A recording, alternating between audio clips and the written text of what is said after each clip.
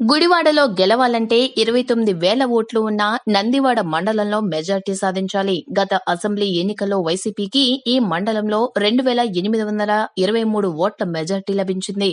దశాబ్దాలుగా టీడీపీతో అనుబంధం పెనవేసుకున్న కొంతమంది టీడీపీ నాయకులు కొడాలి నానితో వైసీపీ తీర్థం పుచ్చుకోవడంతో టీడీపీకి మైనస్ అయింది. 10 ఏళ్ల పాటు టీడీపీ ఎమ్మెల్యేగా ఉన్న నాని పార్టీ ఫిరాయింపుతో కొన్ని ప్రాంతాల్లో టీడీపీకి నాయకత్వ శూన్యత ఏర్పడింది. కొంత బలమైన నేతలను తన వైపుకు తిప్పుకోవడంతో 2014 ఎన్నికల్లో పార్టీకి ఎదురుదెబ్బ తగిలింది. కొంతమంది నేతలు టీడీపీలో ఉంటేనే లోపాయికారిగా నాని ప్రలోభాలకు లొంగి వైసీపీకి పనిచేశారు. ఈ కారణాలతో టీడీపీ బలంగా ఉన్న నందివాడలో వైసీపీ పాగా వేసింది. ప్రస్తుతం టీడీపీ అభ్యర్థిగా రాష్ట్ర తెలుగు యువత అధ్యక్షుడు దేవినేని అవినాష్ రంగంలోకి దిగడంతో సీన్ రివర్స్ అయింది. దాంతో టీడీపీ శ్రేణులు హర్షం వ్యక్తం చేస్తున్నాయి. మండలంలో నాయకులు విభేదాలు వీడి పనిచేస్తుండటంతో ఈసారి టీడీపీ ఆధిక్యం సాధిస్తుందనేది పరిశీలకులు చెప్తున్నారు. సంక్షేమ పథకాల వలన ఈసారి ఈ ఒక్క మండలంలోనే 10,000 ఓట్లు ఆధిక్యం వస్తుందని అనేక సర్వేల్లో ఫీడ్బ్యాక్ రావడం టీడీపీకి ఫుల్ జోష్ ఇస్తోంది. వైసీపీకి పెద్ద షాక్ ఇచ్చే పరిణామాలు జరగడం కొడాలి నాని కొంప ముంచేలా ఉంది. గత ఎన్నికల్లో కొడాలి నానికి అండగా నిలిచిన జనార్దనపురంకు చెందిన మండల పార్టీ మాజీ అధ్యక్షుడు మల్లిరెడ్డి ప్రభాకర్ రెడ్డి, పొట్టగుంటకు చెందిన ఎస్సీ సామాజిక వర్గంలో కీలక నేతలు తెన్నేటి భాస్కర్ రెడ్డి, అబ్బూరి భాస్కర్ రావు, ఇలపర్రు శివారు, ఎల్లన్పురానికి చెందిన మండల వైస్ ఎంపీపీ బడాని దామోదర్ రావులు ప్రస్తుతం టీడీపీ విజయానికి కృషి చేస్తుండటంతో టీడీపీకి కేవలం విజయం మాత్రమే కాకుండా మంచి మెజార్టీని తెచ్చిపెడుతుందని రాజకీయ విశ్లేషకులు అభిప్రాయపడుతున్నారు.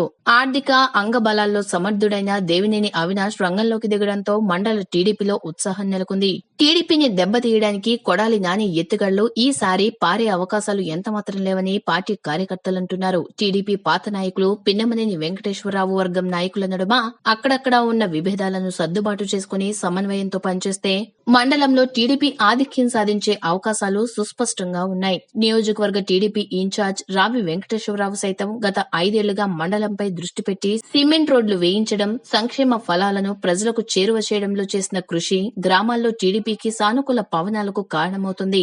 గతంలో వైసీపీకి వచ్చిన మెజార్టీని అధిగమించి టీడీపీకి మెజార్టీ సాధించే దిశగా నాయకులు పక్కా వ్యూహరచనతో ప్రచారంలో ముందంజలో ఉన్నారు.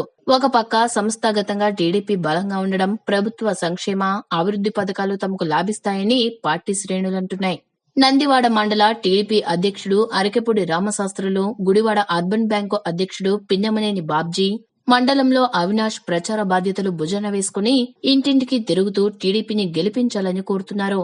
ఈ ఎన్నికలు పూర్తయిన వెంటనే పంచాయతీలు, మండల పరిషత్, జిల్లా పరిషత్ ఎన్నికలు ఉండడంతో ప్రతి నాయకుడు మండలంలో టీడీపీకి పూర్వ వైభవం సాధించడానికి గట్టిగా ప్రయత్నిస్తున్నారు.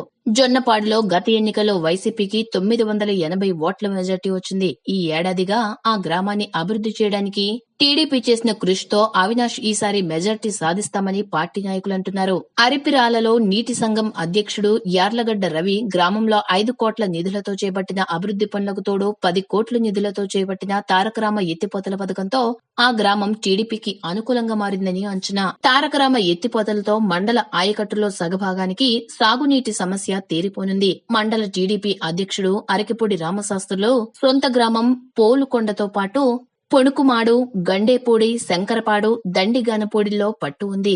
గత ఎన్నికల్లో పోలుకొండలో టీడీపీకి కొద్ది ఓట్లే ఆధిక్యత లభించింది. ఈసారి ఆయా గ్రామాల్లో భారీ మెజార్టీ సాధించే దిశగా వ్యూహాలకు పదును పెడుతున్నారు.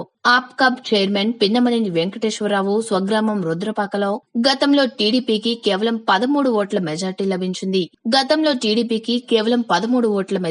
లభించింది. ఈసారి భారీ మెజార్టీ సాధించాలని ఆయన వ్యక్తిగతంగా ప్రతిష్టాత్మకంగా తీసుకున్నారు. వైసీపీ నాయకుడిపై ప్రజల్లో ఉన్న వ్యతిరేకత టీడీపీకి అనుకూలంగా మారనుంది. ఈ వీడియో కనుక మీకు నచ్చినట్లయితే లైక్ చేయండి, మీ ఫ్రెండ్స్ కి షేర్ చేయండి. ఇలాంటి మరిన్ని ఇంట్రెస్టింగ్ వీడియోస్ కోసం మా ఛానల్ ని సబ్స్క్రైబ్ చేసుకోండి.